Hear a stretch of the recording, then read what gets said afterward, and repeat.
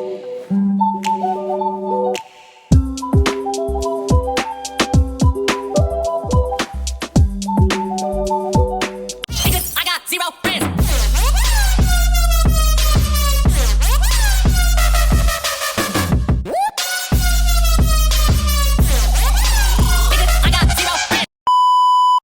guys, welcome back to my YouTube channel. I'm so happy coming to talk to you. But I'm perplexed. I am honored. I am privileged to be sitting here talking to you. I am so happy. I know you miss you and I miss you too. I really miss you. I miss you so much. Sorry for not updating back to back, but trust me, whenever I get time, I make sure I sit down to tell you what you need to hear. So today, I just decided to sit down here and talk to you about the questions because a lot of people have been asking, and I know a lot of people are anxious. Like, you've been hearing a lot of things about, yeah, you know, if you're not lucky, they will take you back. But let me tell you one thing: the first enemy of this your journey is fear, doubt, and anxiety. Yeah, I'm telling you. If you are afraid, definitely start fumbling. Even, but I also understand anxiety. Sometimes even the anxiety in the flight alone could make you, man, you'll be so down when you get to the port of entry. So today I've decided to come put some questions together, what I experienced, what other people experience, and bring it to you so you don't go through any wahala. Because I need you to get to Toronto, not just the airport and go back, get here, no, get to Canada, enter Canada. So, as I said earlier, you know, wherever you're schooling or wherever you're transiting, just know that your port of entry is the first airport you enter before you enter the country. Regardless the number of airports you're going to enter before you get to your destination, just know that the first airport you enter is your port of entry, and that's where you need to take your documents, your study permits, work permit, study permit. That's where you need to take your port of entry. And so let's say you are going to Calgary and your first airport in Canada is Montreal. You're going to pass through Montreal, then to Toronto, Pearson, then to Calgary. Just know that Montreal will be where you will take your study permit. So just so you know. And when you get there, definitely there are normal questions they will ask you. So the documents you need, the normal documents you need to bring, the first one is obviously your introductory letter. You know that letter ICC. I'm sure if you've gone for your passport or if you have submitted your passport, at this point you know what an introductory letter is. If you haven't submitted or gotten your passport, with time, when you're done with your whole process, you'll know what an introductory letter is. You'll send it to your email. So that letter needs to be printed out because there's a barcode you're going to scan when you get to your port of entry, or let's say the immigration place. So make sure you print that one out.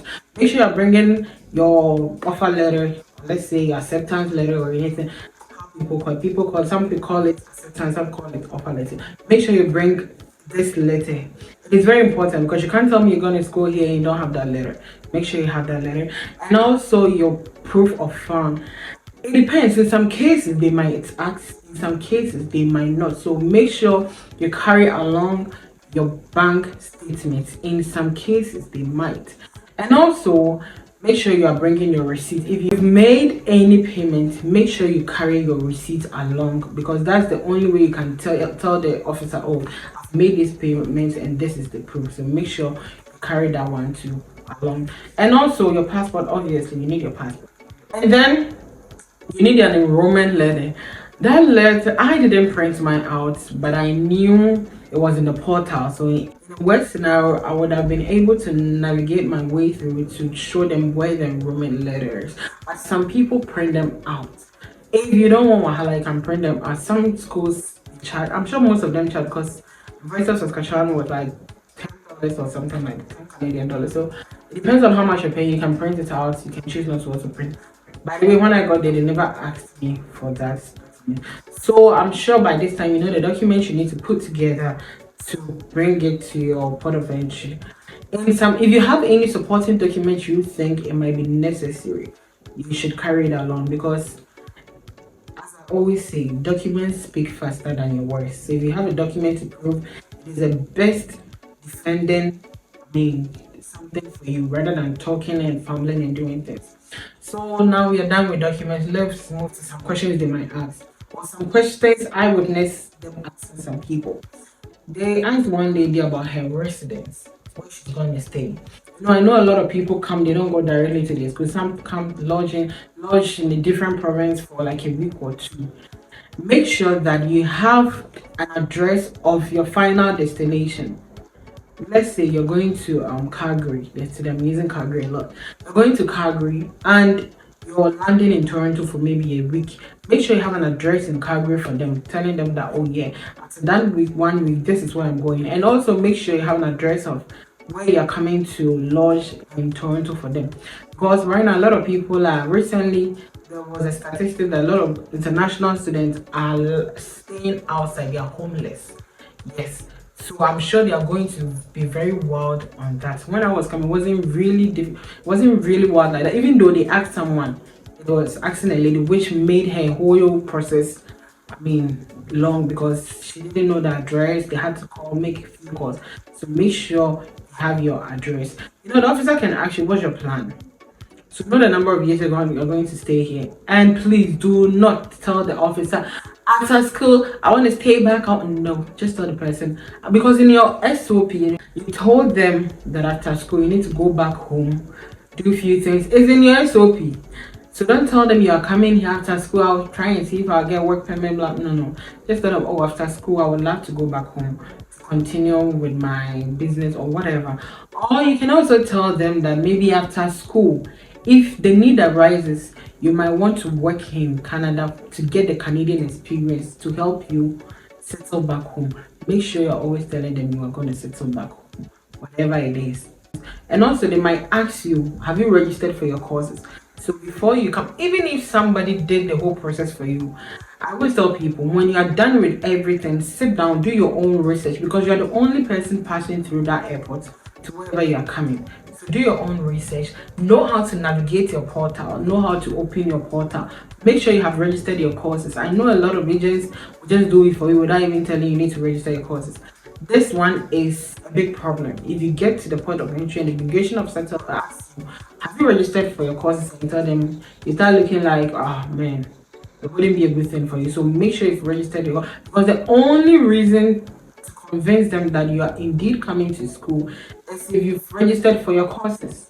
Because if not registered, it means when you come, you're not going to the school. So register for your courses before you come, and know how to open your portal.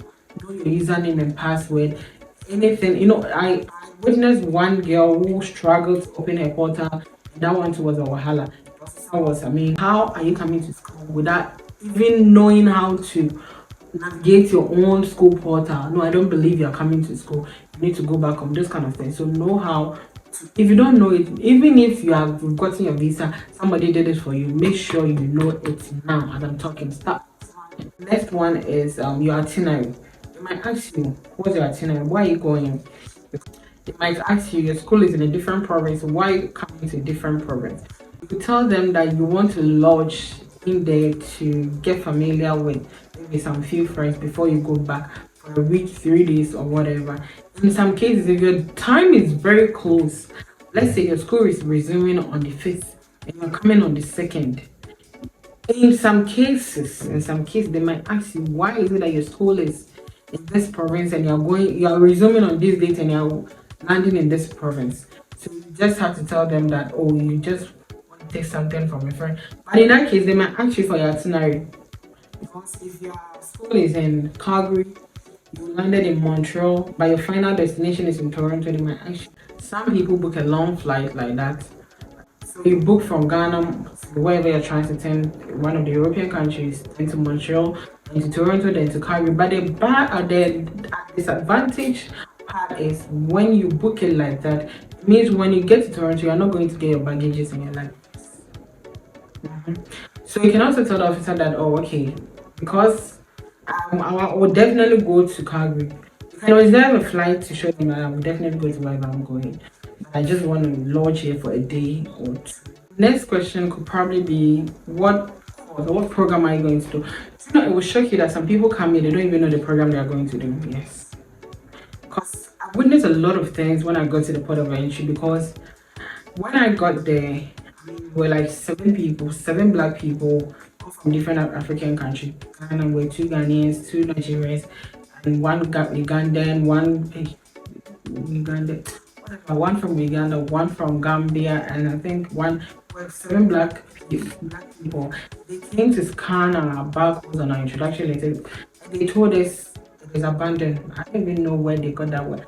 I didn't understand. They didn't even give us any good reason. They told us it was abandoned. So we're just abandoned. So I was just there witnessing some of the questions they were asking people. I know sometimes when you are so good, they will just come take your introductory letters, print your study permit without even asking anything and bring it back to you. That's what they were doing to these Indian people. Probably their guests weren't abandoned. But I'm sure it was the devil trying to do playing some games with us. The queue, I mean, listening to the questions they were asking some people. Someone didn't even know the course he was going to do. Can you imagine? How can you tell me how many coming for a program? Like I'm gonna do a program, you don't even know the program you're gonna do. It doesn't make sense. So know the program you're going to do, know some of the courses under it. It wouldn't take much to memorize these things and know them. This is the course you're going to, because it's something you're telling me you have to pass on. So you should be able to know what you're going to do. With that being said, when you get to the place, your demeanor, your gestures, your things are being monitored. So please be yourself. Don't try to impress anybody. Be yourself. Be real as you can, because if they notice that you are acting fishy, it can affect whatever decision they want to make for you. And mind you, until you get that study permit to enter this country, you are still not here. At that place, you could go back, because there was somebody who was supposed. Let's also talk about the school fees. If your school is demanding you to pay some deposits, don't think you can run away from it. Do that payment before you come. The guy there was this guy who was after. He was supposed to pay some deposits, he never paid. So the officer asked him, why is it that you not paid this amount? And he was like, I will pay when I get there. No, the officer was like, you were supposed to pay this amount, because they know the schools. You were supposed to pay this amount before you got here. The officer was like, if you don't pay, then it means you need to go back to your country. This is Ghana. I was just listening, because from a country, you have to pay before you can enter the country, else it means you're not coming to the school. He was on his neck. Be fast. Who is paying? If you're not paying, then you have to stand aside. We need to treat other people and just spend much to get to the country and be told you need to go back home.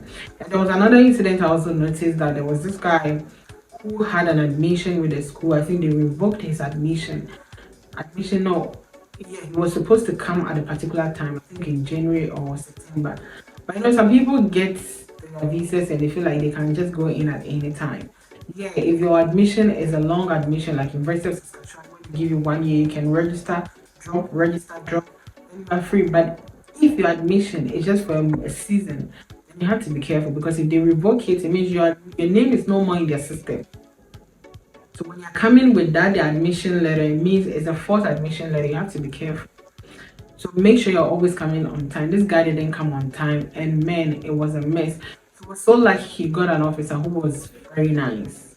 He had time because all the officers were angry. They were like, man, can you stand aside for us? Mister, can you stand aside? But that officer got time for him. And I was lucky that was the officer I got. So he was nice. He didn't ask me anything. He just requested for my acceptance letter, and that was it.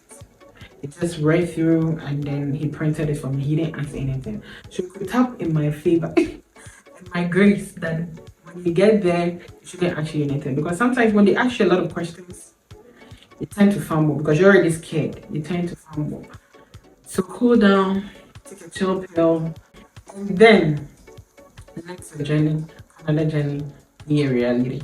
I hope I've said everything. If I didn't say anything, I'll definitely put it in the comment section. You. If you haven't subscribed to, I know you are more convinced to subscribe to the channel, because I'm still looking for information you need. All the information you need, I'll make sure I'll bring them. Even if I don't have experience in it, I'll make sure I talk to people and bring it to you. So stay on, guys. Stay with me.